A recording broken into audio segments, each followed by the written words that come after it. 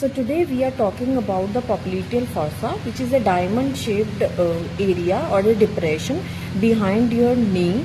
And if we talk about the boundaries, it has got upper medial boundary, upper lateral boundary, lower lateral and lower medial boundary. So the upper lateral boundary is formed by the semitendinosus muscle.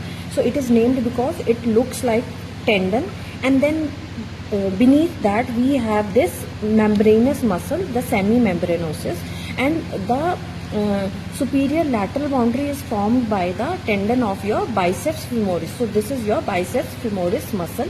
So talking about the inferior medial boundary, it is formed by the medial head of the gastrocnemius, and inferior lateral boundary is formed by the lateral head of the gastrocnemius muscle. So now talking about the roof, which is formed by the strong popliteal fascia, which establish a continuation between the fascia lata, which is basically the deep fascia of your thigh, and the fascia cruris, which is the deep fascia of your leg. So now talking about the content. So every content is not possible to see in one specimen, because gradually and slowly when you do the dissection, certain things get removed. So the contents which are visible over here are, the first is your sciatic nerve, which will divide into the tibial branch and the common peroneal nerve. So this common peroneal nerve is a smaller division, and it will go anteriorly, and the tibial branch, which is the bigger branch, it will supply the muscles of your back.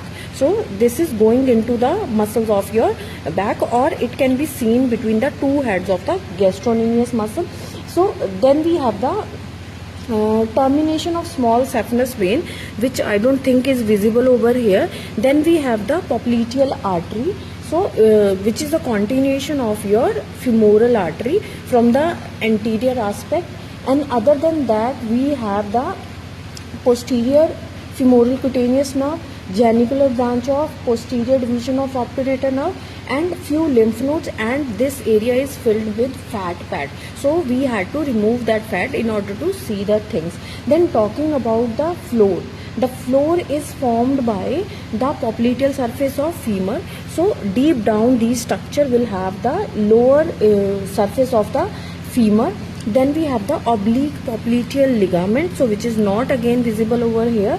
Then we have the posterior part of upper part of tibia. So here would be the tibia. So upper part of the tibia will form the floor, and then other than that we will have the fascia covering the popliteal muscle. Thank you.